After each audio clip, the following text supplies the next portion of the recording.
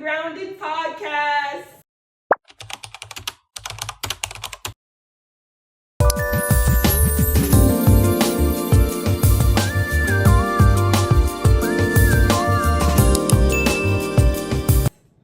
So excited about today's session.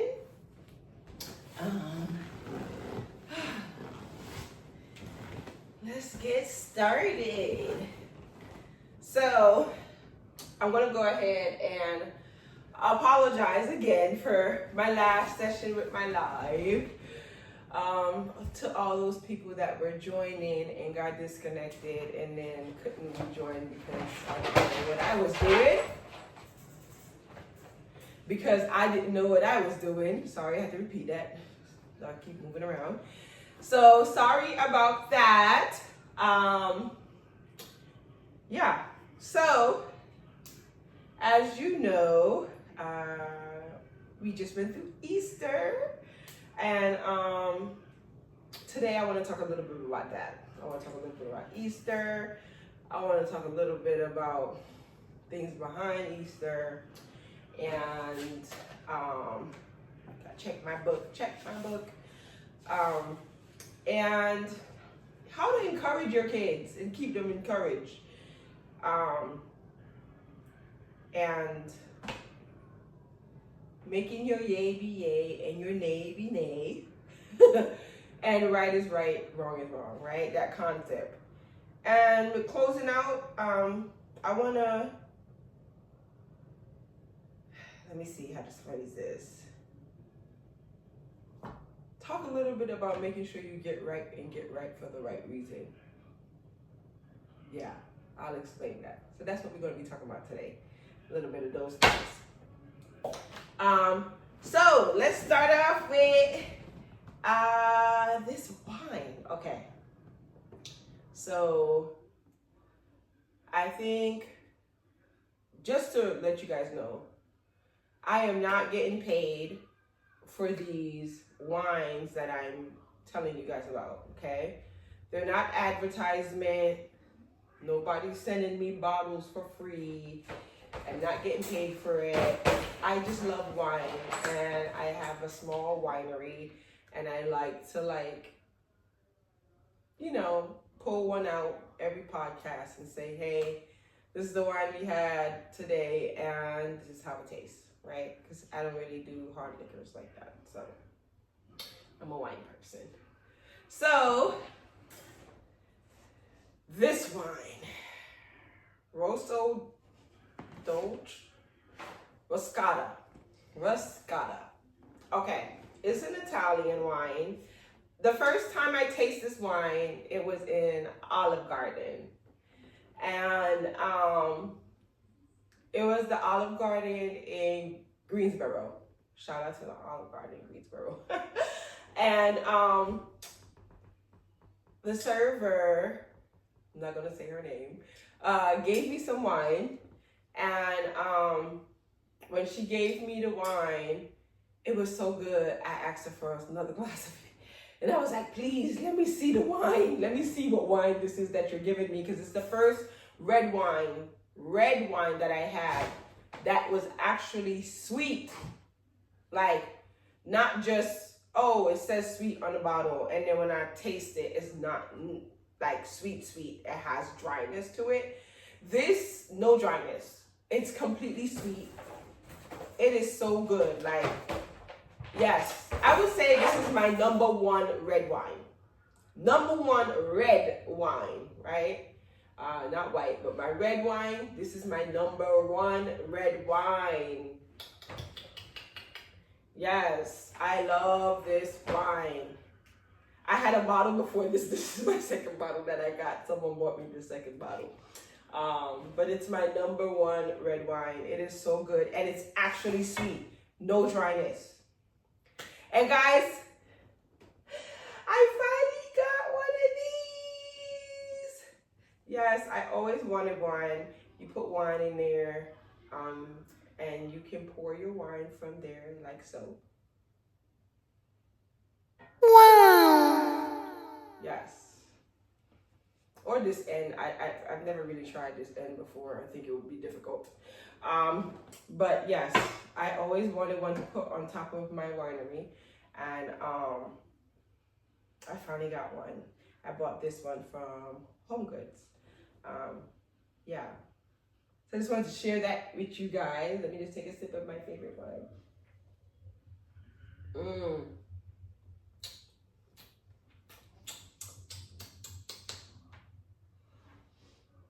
Yeah, I know my weird noise. It's okay. It's okay.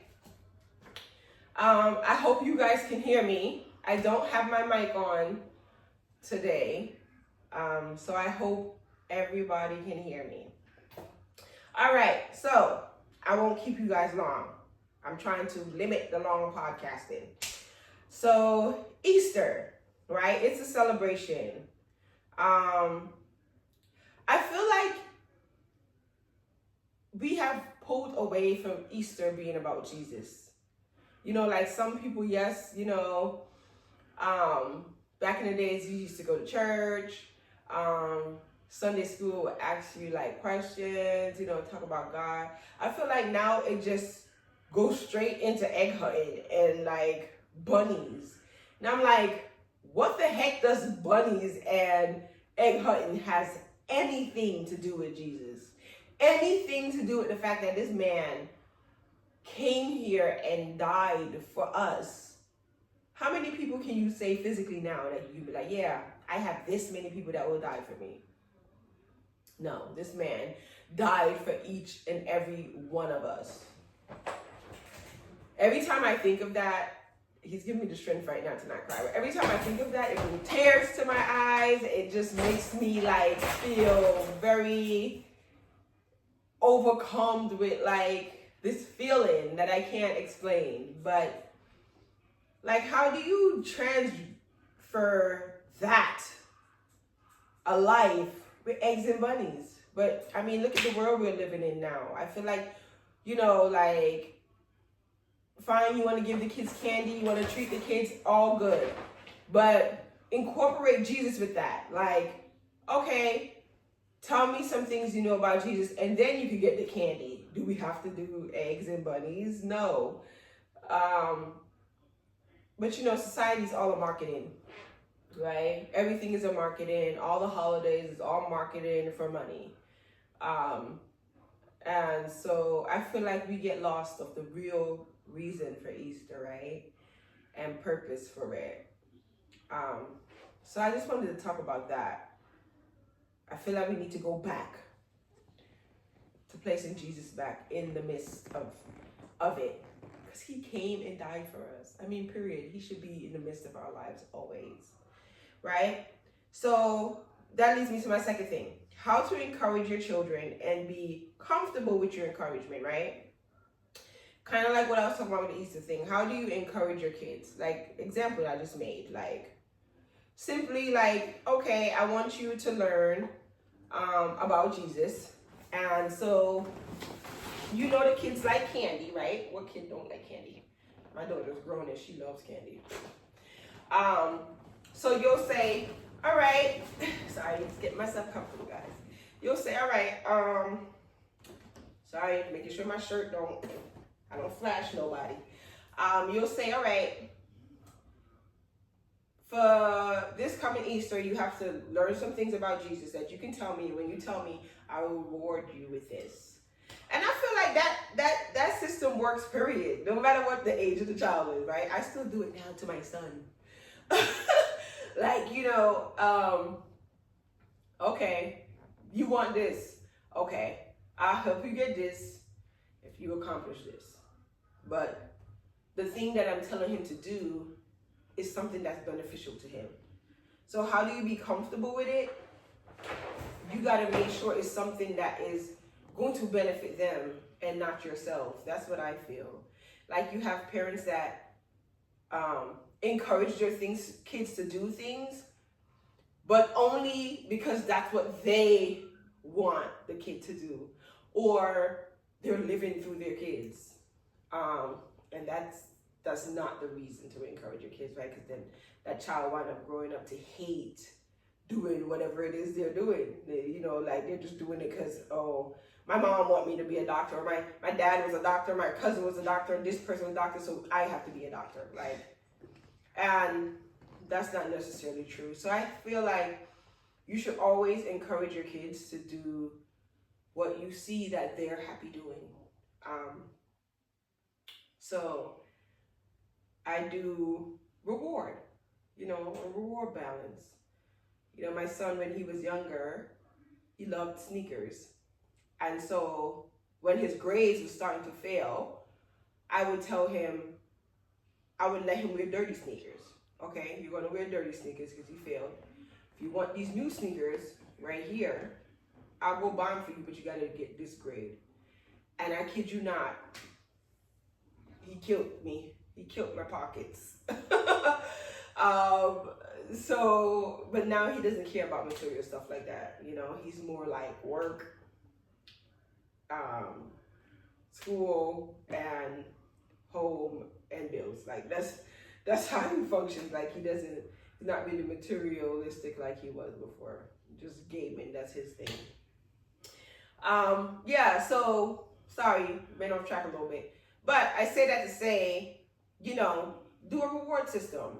That's always a way to encourage your kids to do things that's beneficial for them, you know, and that you see that they're lacking at and you want them to do better at. You can use that, you know. I'm just saying, just a suggestion. So right is right, wrong is wrong, right? So that is me saying, when let your yay be yay, let your nay be nay. Like, if something is right, then okay, it's right. If it's wrong, say it's wrong. If it's right, say it's right. Like, stand on it. If you feel it's wrong, say it's wrong. But I feel like, okay, so I'm gonna tell you where that come from. I was watching something, it popped up on Instagram. It was talking about, and it's a little controversial, so some people might watch this and be feeling a certain way. But I'm going to say it anyway. It's my last topic before my close, and I'm going to say it. So this was something I saw on Instagram where one kid stabbed another kid, and that kid died. But one kid was white, one kid was black. And everybody just ran with the factor of color, you know? And I feel like now the world is filled with so much hate that it's blinding, right? To the facts. And like right is right, wrong is wrong is out the window because now all that matters is color. It doesn't matter what color who was. Like, you did this and it's not right, it should be not right. You were justified, you were justified. You wasn't justified, you wasn't justified. Like, but everyone has made skin color like, yeah, why should he go to jail? They killed us. So many white people have killed black people. So many officers have shot innocent black people. Okay, and they were wrong. And they were wrong. So if it doesn't matter the color, if somebody did something to somebody else, it's never right to kill anybody, period. It's never right for somebody to get murdered. And I just want to say this one thing. Let me explain to you, from an officer perspective, how self-defense work legally. I cannot plant something, right? I cannot come into somebody's house, bring a gun into the house, right? And then shot someone with it and said, oh, it's self-defense.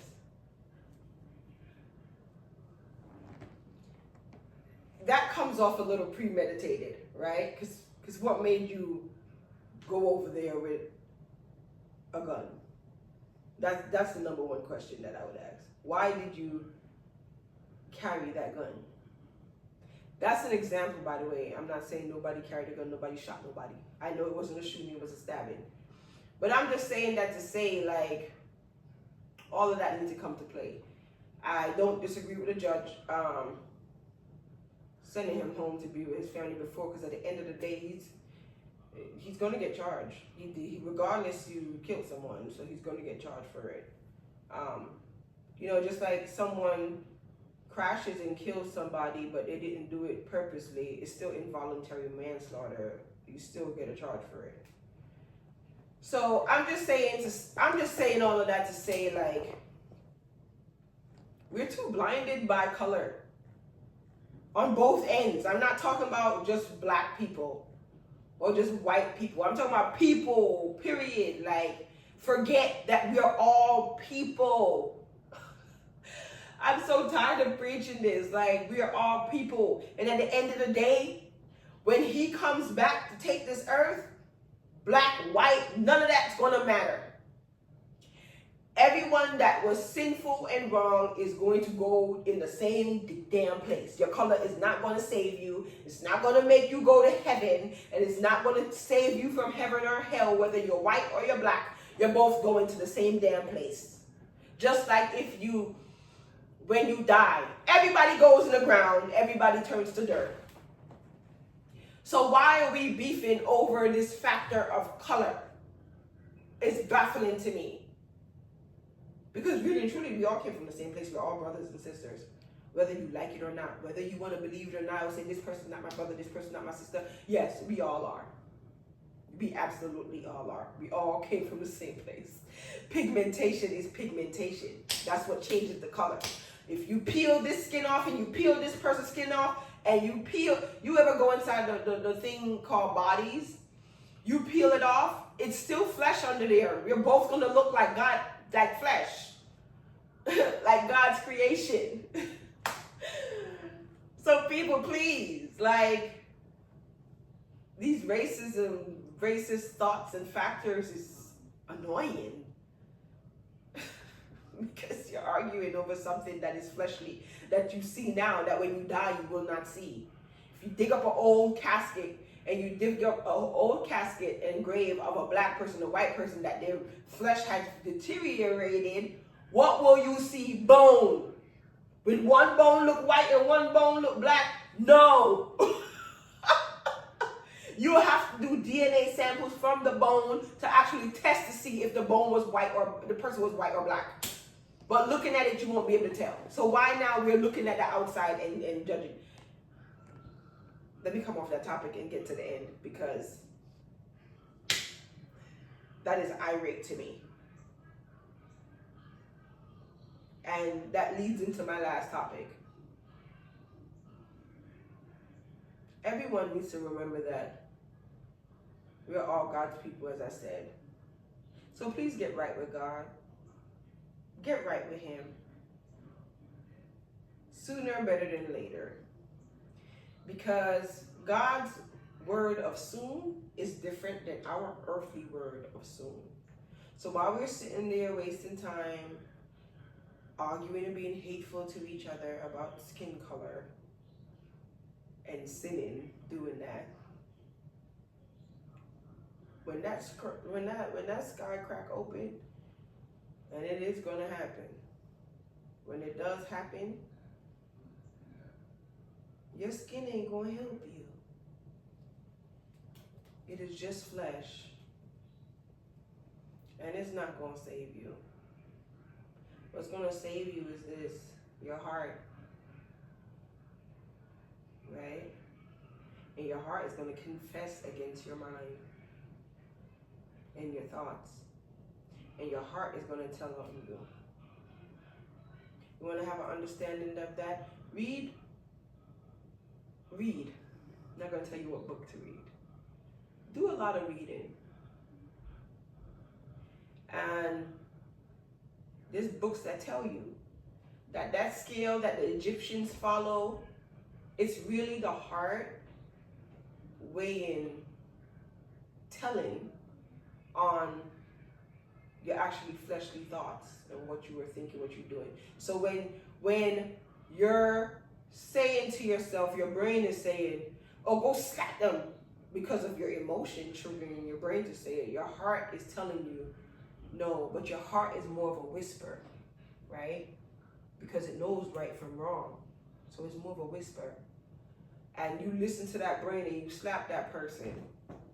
When you're standing there in front of him and they place that in the Egyptian things where they, back in the days where the Egyptians believed like, oh, they put it on a scale and they weigh against you and then they determine which way you go. It has to do with that. So just do the right thing. Right is right, wrong is wrong. Sometimes take a moment, breathe, relax before you react. We all struggle with that, even me up to this day. I have a tiny dog, and I'm not a tiny dog person. I have a big dog and a tiny dog. The big dog, good, no problem. Tiny dog is so needy and gets on my darn nerves. And I tried to get rid of him before, like sell him or get rid of him, and he hasn't. And one day I was laying in my bed, and my spirit came over me and said, you know why you haven't been able to get rid of that dog? Because I'm trying to teach you how to, in the midst of things, in the midst of your frustration and what you're going through, that there is nuisances around, and you have to learn to filter that to not let it affect your actions. So now I'm like, okay, this dog is a test. And it might sound crazy to others who are not at that comprehension to get what I'm saying. But you gotta find the lesson in things and direction. So take a minute to slow down and remember why we are here. And it's not just for what we want to accomplish and what we want in life. So remember Easter, you know, and what happened on Easter, which is not, the Easter is the name they call it. I don't know why, but it reflects around Jesus, and that's what we should always remember and focus on. So that's what I wanted to talk about today. I didn't keep you guys long, I hope. So thank you so much for coming to the podcast session today. Hey, I do want to tell you guys this, because I've noticed that a lot of you have been watching, which is great. Keep watching, sharing, but subscribe. Please hit the subscribe button. Subscribe, and share it with everyone who can benefit from it. I had someone write on there recently that the session that they watched was helpful to them, and that made my day. Thank you. Shout out to Tina Graciosi for that. So I hope my sessions are able to help others. That's why I'm doing it. And like and subscribe, please. Bring those subscriptions and share them with everybody, okay? Thank you, everyone. And again, stay grounded, guys.